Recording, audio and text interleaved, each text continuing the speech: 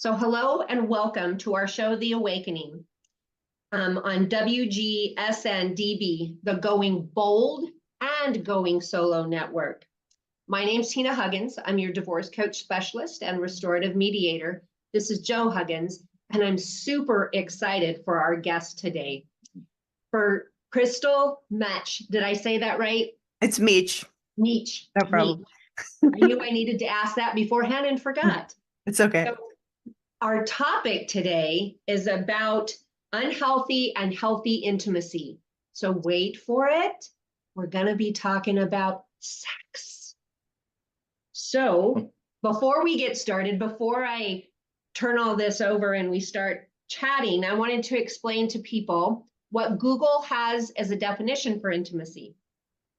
So Google says intimacy is close familiarity or friendship, closeness, the intimacy between a husband and wife, a private, cozy atmosphere. The room had a peaceful sense of intimacy. And it goes on and it says, an intimate act, especially sexual intercourse.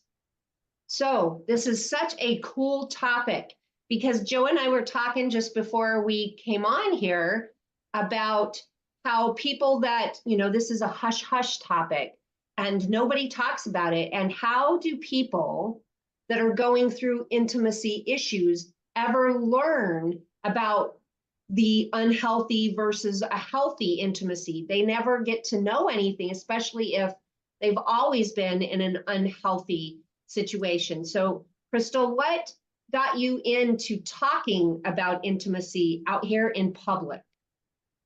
Well, I went through a very rough divorce, and I can definitely say in my previous marriage, I didn't really even know. I mean, I grew up where, we never talked about sex as a kid. Like my family, I didn't know anything about sex other than maybe what was in the school system and what I learned from high school. And that's not exactly the best education. Right? So I came into the marriage not really knowing much. And I definitely, I had that Christian background.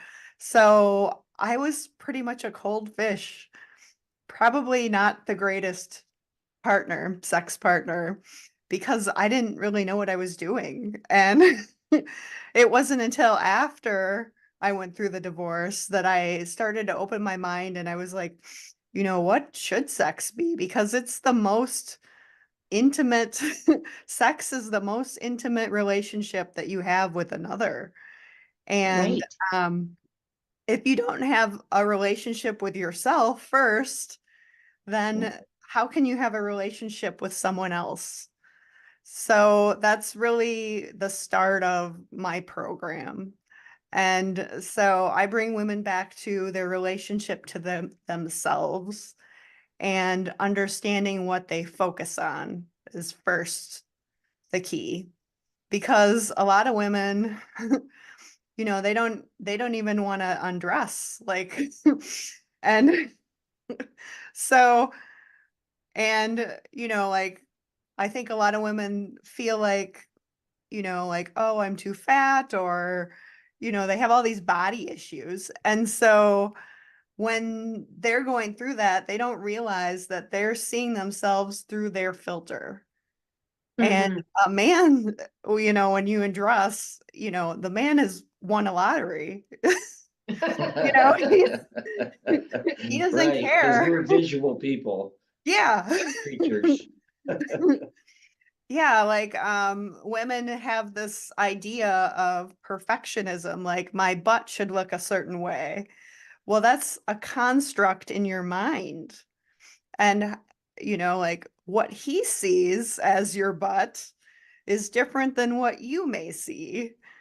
And so a lot of the first part of my program is really understanding what you're focusing on.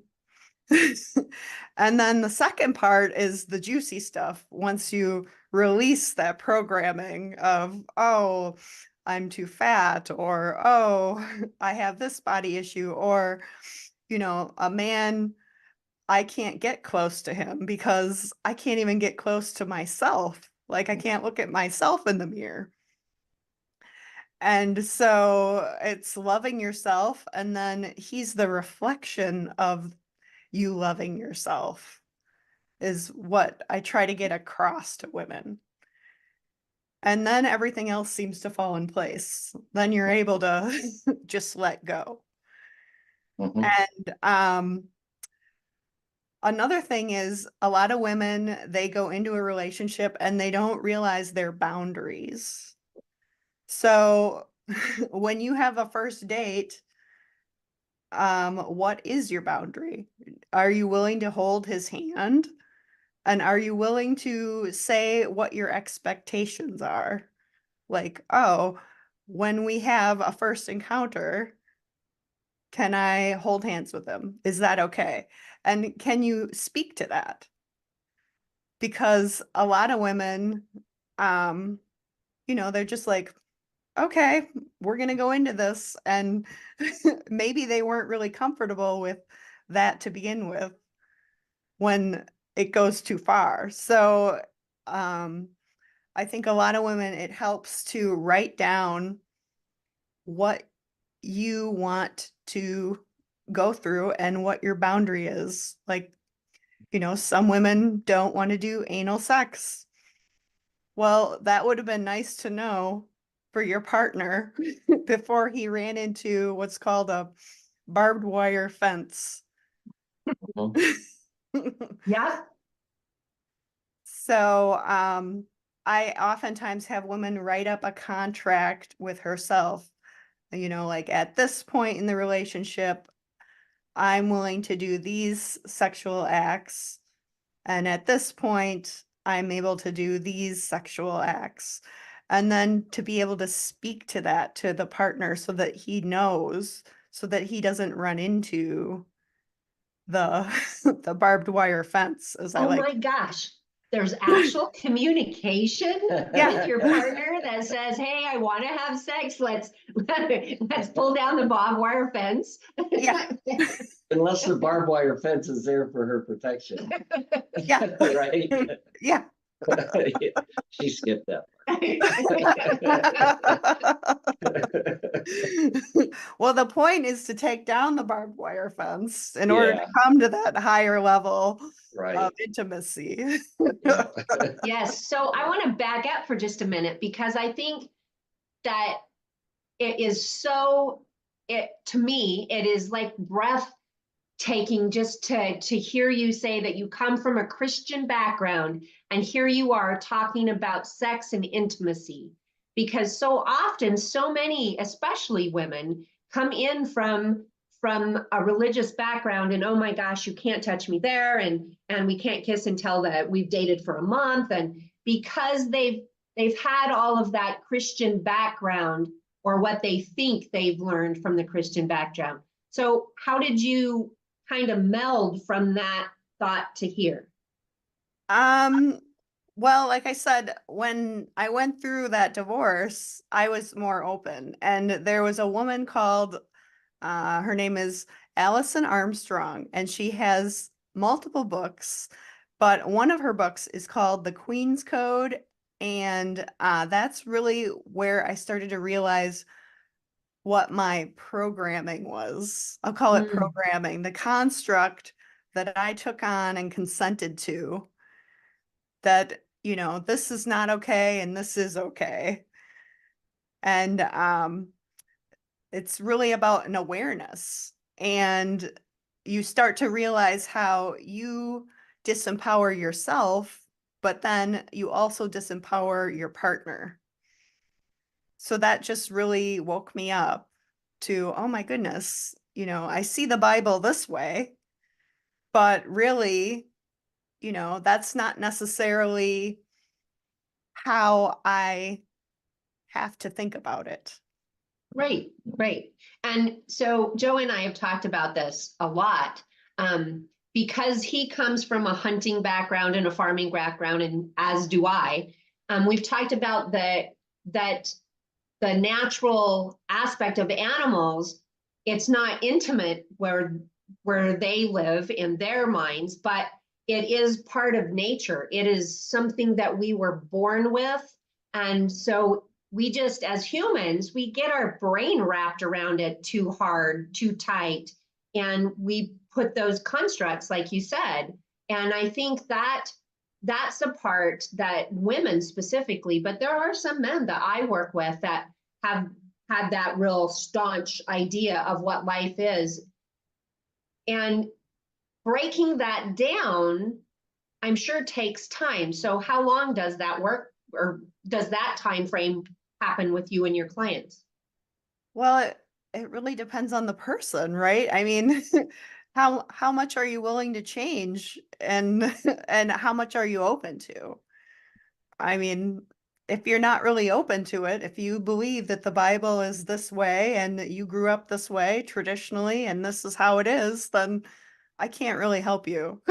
Mhm. Right, right. I mean, you have to be open to thinking that way. And I think those books, The Queen's Code and The Keys to the Kingdom, really helped me, because I was like, oh, I could see myself in this woman in the story. And it was like a template for me to be like, oh, maybe I should rethink about how I'm operating and how I'm engaging in this relationship. Because what do I really want? Mm-hmm. That makes sense. To start thinking for yourself instead of how you, like you said, programmed, and I would say the same word as programmed, is you got to question, like, should I have a choice here.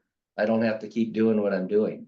Mm-hmm. Yeah. And so we were talking about things earlier. And so I asked him what's the difference from his marriage and what's the difference to our relationship. And so can you kind of elaborate on the differences that you've seen? Well, one is, and you hit it right on the head too, about the trust factor. If you don't trust yourself, there's no way you're going to trust your partner. And that's the relationship I was in. She didn't trust herself. So as a reflection back to project it on me, she didn't trust me.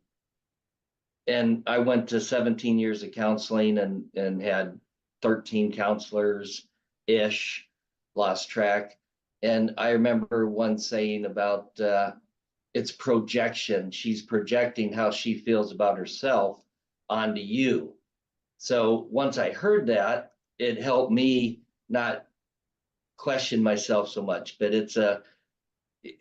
once you hear that, it's like, oh, that's great. I needed to hear that.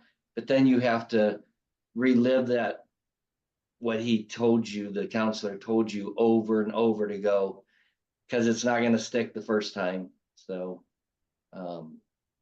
Yeah. And another thing is, like, one of the ways that I question myself is, like, if something has to be this way, then compared to what? Compared to what? This, Yeah. Mhm. a man has to be this way. Compared to what? Mhm. Compared to who? Right. Where'd that come There's, from? yeah. Yeah. And then you usually can't answer it because it was programmed into your mind. You didn't think about it that way. Right. Mm-hmm. So then Mhm. it starts to release that programming of Mhm. So how you felt. Right. So we talked about more so into the programming that I've been now. I come from molestation as a child, starting around age 9, and then there was kids my age, and there were several of them that were involved in this process over the years. They were invited in by the originals, and then adult men. And then because of that, I didn't understand what sex was, what life was, I didn't have a big picture, a healthy picture, we'll put it that way. So I ended up placing myself in positions that that got me physically in harm's way. Luckily, I was able to think myself out of them, but I never saw certain issues as wrong. There, you talked about boundaries. I didn't have healthy boundaries because I didn't know what they should or should not be. And so in dating, there was one point where I was at a Taekwondo event, and one of the adult instructors, I was about, I would say 14, 15 at this point, one of the adult instructors invited me into his room. Well, he's the instructor, right?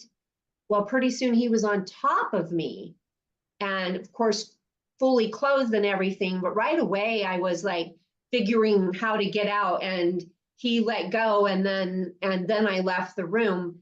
And to this day, that's probably the first time I've ever, I don't know whether I've told you I that. think you mentioned that, yeah. So probably you were the only one until now. And the reason is because back then I just didn't know what the boundaries were, what was safe and what wasn't, adults, kids. Yeah, and you naturally, instinctively, as a woman and a young woman, a child, you want to please authority. I mean, an instructor is definitely an authority figure, or a father or an uncle or any of those people. You definitely want to please them instinctively. So it really messes with your mind as to what what is healthy. And I think there's a lot of healing around, being able to trust again. Mm-hmm. Yeah. Mm-hmm. And then forgiving yourself for you didn't do anything wrong. That took a good long while because that situation wasn't the only situation over the years. Oh, bless you. That I ended up in because I couldn't figure it out, right? There was nobody. Mom was hush hush. You don't ever talk about sex, and she didn't have a healthy sexual beginning to her life either. And so all of that gets passed down from one person to the next person until we stop. And I had boys, so there was things that I taught my boys because of the molestation that I refused to allow them to be involved with. So they've learned from a very early age to communicate verbally what they wanted. So I learned that through all my mistakes. And I wished I'd have had you way back then. Well, I wish I would have had me back then too. I mean, like, would have been way funner. but here we are. I mean, talking about it and able to help others and, like release some of the trauma around what we've gone through. Mm-hmm. And it's so healing when you do get to that point. And I mean, that's quite a journey to go through all you went through and then to have an intimate relationship now. And can you maybe speak to that? I mean, how different it is today versus back then. Well, for me, he's heaven to me. Wow. He and I have communicated just about every topic. You opened the door a little while ago where you talked about anal sex. So we've talked about that. We've expressed what our likes and our dislikes are in a very safe, intimate space. So, like Google had said, that space needs to feel warm and peaceful. And when we were able to communicate that early on in our relationship, it was warm and peaceful. Mm-hmm. And I think, I can't speak for Joe, but I know that I can say he's my best lover of all time because he's open. He's open, and nobody has been open before. Right. No, I feel the same way. The first time I touched Tina's back, which is our first date, I knew she was the one. I could just feel it, So we had a pretty open relationship from the first night. Our communication was just, we had a great time. Yeah. This might sound like a no-no, but our relationship got so well, we talked so long that night, and he wanted to check. We lived about 30 minutes apart, and he wanted to check and make sure I made it home.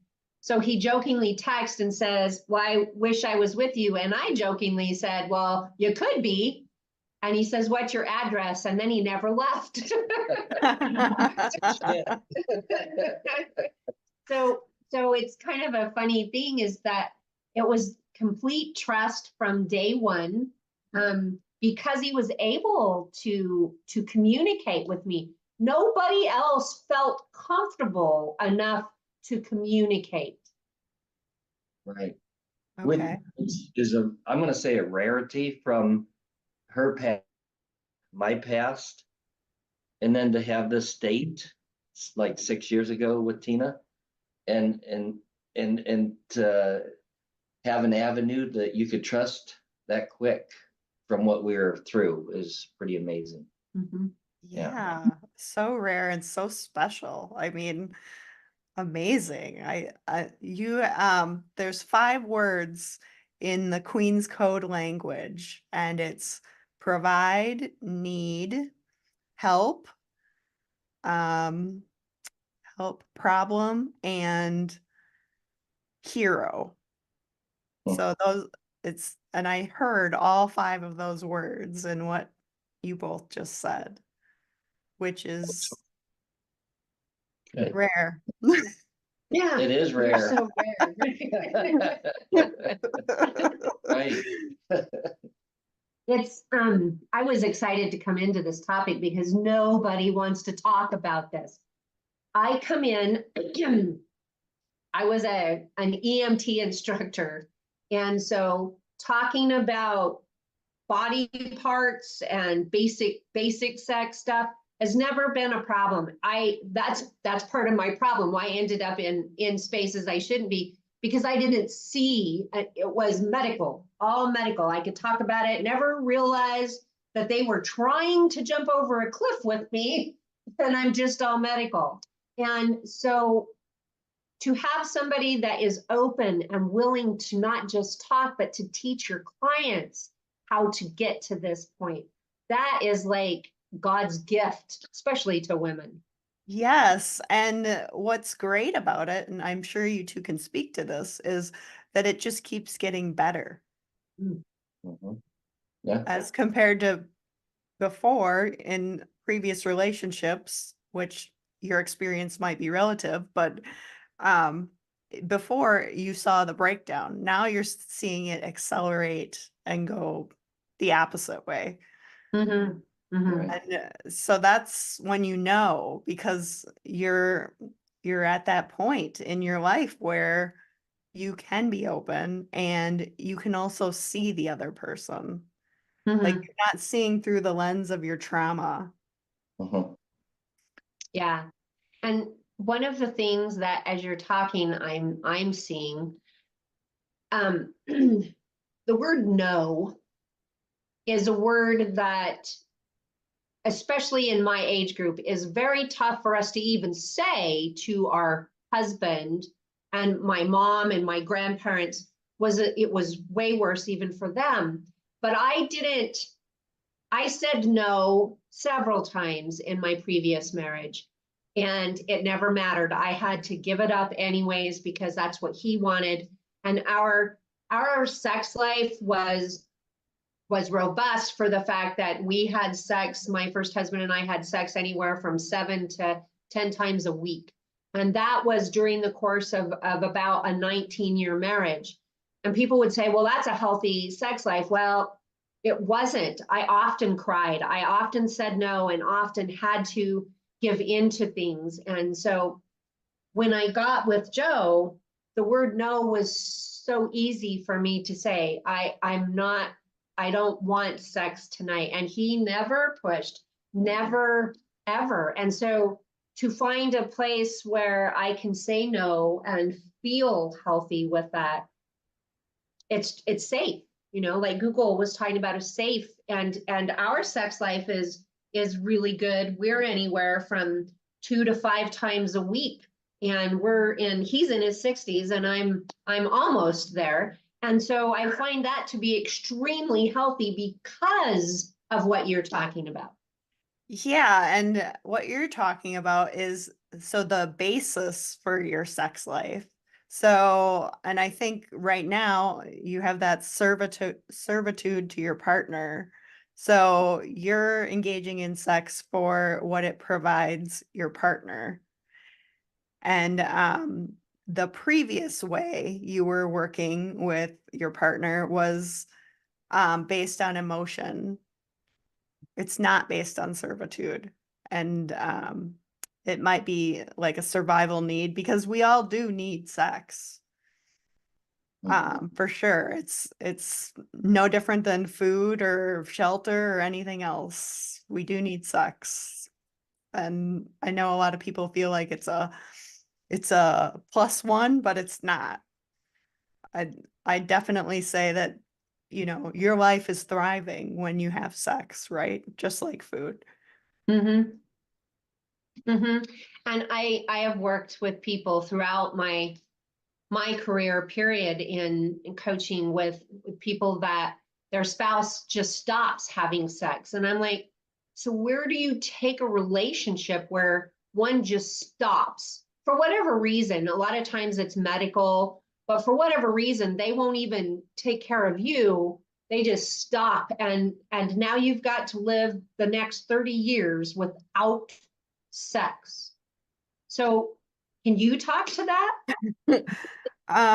Well, it's going to be, I think it would be very hard because I mean, sex is also about affection and attention. And it's not just about, jumping on, jumping on the horse. Right? There's so much more to it. And so if there's a way that you can find around it, that's probably your best bet if you still want to continue with the relationship. And if it's for a medical reason, there's other forms of affection. And Mhm. I think you just have to get more creative. But for the person that still, for the one that can't have sex and then the one that still can, um, you know, they have to work through their feelings because they need that attention. And Mhm. if they aren't getting it, they're probably susceptible to looking for a different partner. Mhm. So Mhm. you really need that communication to come back to being creative. How are we going to make this work? Yeah, and I I know. So kind of backing up into that sentence there, where I had sex. My husband and I, my first husband and I, had sex on a regular basis, almost daily, and that wasn't intimacy. It wasn't a healthy form of intimacy. All it was sex, and this takes me back into some of the writings of Men Are From Mars and Women Are From Venus, where he talks about sex as a form of a meal, where he talks about fast food sex being all for the man, just a quickie, get it over with, and then the meat and potatoes, which is kind of for both of the people. And then there's the gourmet meal, which is set up for the woman to woo her. And as you said, what you were saying there, I look back in my relationship, and stepping out of the relationship would be, for me, would be hunting for safety.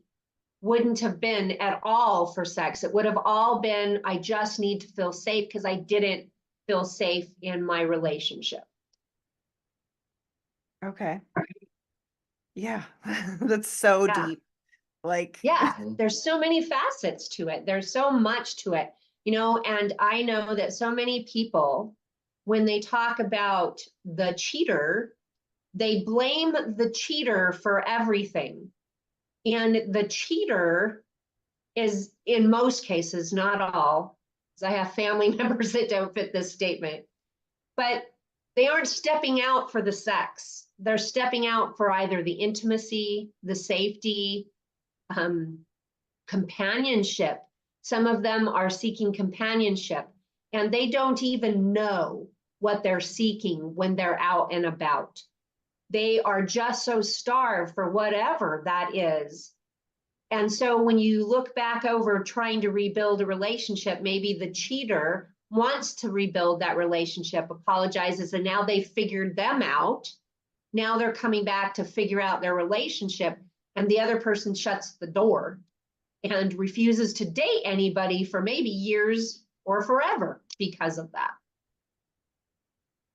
Yeah, we're very creative in the ways that we suffer. And we don't have to, right? Right, Right. right. I love that statement. Creative in the ways that we suffer. True story. Yeah. Mhm. So, Joe, you were talking about some of that. You made some notes about some of the things that came out when we were talking, when we were trying to come in earlier. So can you kind of go over your notes? Okay, so this is maybe some redundant stuff, but we were just touching on what intimacy meant to each other, and I wrote some notes here. To me, it's a safe place, so that's redundant. So, definitely a safe place. And to me, it's where two people, lovers, can openly share. So you're free to share. Nothing's going to be held against you, and you can grow so much with that kind of relationship. Yeah. And then I put safe place again. So that must be really important to me, which I think everybody would want a safe place. Yep. And I'm touching on this again because you have to trust yourself is what I put down before I talk. And you brought that up immediately about trusting yourself, and to be able to have an intimate relationship with your significant other, it definitely starts with yourself. And Yeah. I Go love ahead, go what ahead. you said. I love what you said about safe place, because I always say it's home. Mhm. When two people Yeah. come together, it's a home. Right. I mean, That's right. you feel Yeah. at home within. Right. Yeah, and so you get intimate, you feel safe, and now we're going to take it outside of the bedroom. But I can tell in our relationship, especially from Joe's side, and of course I just followed him like a hungry wolf on this one, but he felt so safe that our communications in the bedroom opened him up for adventure outside of the bedroom, meaning that now he wants to travel to Mexico, and then he wants to go to Europe, and now he's just on the plane. We're all going, we're going. And those are things he would not have done had he not felt safe in our intimacy. So I can see how just in that conversation with intimacy, how it affects the whole of your life. It does. Yes, it affects everything. And it's because of what you're focusing on. Mm-hmm. So again, it goes back to those 5 words in the language of what you use. So it's provide. What am I providing my partner? And then 2, needs. What are my needs in order to provide for my partner? Help. When I need help, who's there? Mhm. And then problem. Men often want to solve our problems. So can we receive their their advice, basically? And then the last one, the hero. How is a man a hero in your life? Yeah. And all of that, I can show pictures in my mind after every one of those that you talk about. And so back in the book, again, Men Are From Mars, Women Are From Venus, he kind of talks about how a man is a fixer, and how the man, if the woman comes home and she's bitching and moaning about a coworker, whatever, he wants to fix it for her. And I've explained that to him. It's not always something I need fixed. It's just something I need to vent. Yep. Oh my God, did that. Like, let's make the men the fixers, because just about every guy I know is a fixer. So what is that about? It's hard for me not to fix it. It's really rooted in me to fix things. So Yeah, that's it a is. tough one. Yeah, and you're fixing just by listening to her vent, and then her Right. being conscious, I just need to vent. Mhm. So then, the communication there, and it's about her being able to receive and you being able to give. And that's, both of you give and receive, but people often are taught entitlement. So I'm entitled because I have this role in my life. And so then that's based on the past. Whereas if you're in the give and receive mode, then you're in the present moment. And that allows you to receive the present, the gift. Yeah. And so that kind of brings me so explain a little bit about your program and how that works. Okay, so my program is a 12-week program. I started it for women. I've got more men that are involved, so I'm thinking about redoing some of it so that men can be part of the program too. But 12 weeks, the first, I'd say 4 weeks are related to mindset. So it's about you talking to yourself and understanding what you're saying to yourself, and you're writing it down. And then we have like a one-on-one meeting where we talk about what you realized about yourself. So then it comes back to your goals. So your goals, once you realize how you're thinking about things, is how do you want to change that? And for some women, it's related to, oh, I just I just want to be able to take my clothes off in front of my husband. And so it's just her realizing her mindset and rethinking those thoughts, and there's the healing around that. And so we also walk through the 5 words in the hero's language, which is need, provide, help, problem, and hero. And the more that you realize a man is a hero in your life, the more he is a hero in your life. Yep. Yeah. And so anybody that's wanting to take part in your course, how can they get a hold and find your website and all of that? I can give you the information so you can put it in the description box, but I have the YouTube channel, Tao of the Heart. And then I also have a website, which is Tao of the Heart. It's just like a landing site. So I'll just put it in the description box so it's easy to just click on. Okay. And yeah. That would be awesome. So I think that it's super important. So this is like the one thing, that and money are the 2 things that are the most difficult for people in a relationship to talk about. They can't talk about their money, and then they can't talk about sex, and they're having sex together. So this is an important topic. So thank you very much, Chrystal. Oh, for sure. And I think if you work on one or the other, if you work on intimacy with yourself, your finances will grow. I promise you, because you'll be more open and you'll be focusing on different things. You'll be focusing on what you're doing right, and you'll start to do more things right. I love that idea. Right. Yeah. More things right. More things right. positive. Yeah. Yep. Mhm. So very good. Thank you so much. I'm just going to kind of cover the last little bit here. So like Chrystal said, we'll have her information attached to this so that you can get a hold of her. And if for some reason you can't, you can get a hold of me and I'll make sure that I get you in touch with Chrystal. So if you are in a domestic violence situation, I want you to make sure that you call 911.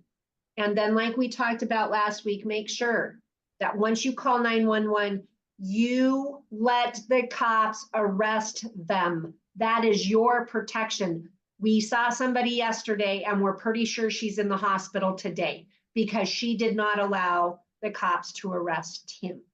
So make sure you call 911. If you are in a domestic relationship, a domestic violent relationship, please call the domestic hotline, which the domestic violent hotline, which is 800-799-7233. That number again is 1-800-799-7233.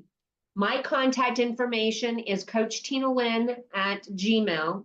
That is COACHTINALYNN@gmail.com. And my website is divorcecoachspecialist.com. And you can also reach me from there. So any last questions, comments for Chrystal? She covered really good. She did good. We're on the same track because my notes reflected exactly what you were saying. So Awesome. yeah. So thank you. Yes, and this is such a great topic that, Chrystal, I most definitely will have you back periodically because the more we talk about this, the more it will help those who really need that. So I appreciate you from the bottom of my heart. Yeah. Is there I anything appreciate else that you have to say? No, I mean, I commend anyone that's watched this, and certainly, I support you in your journey to heal. Yes.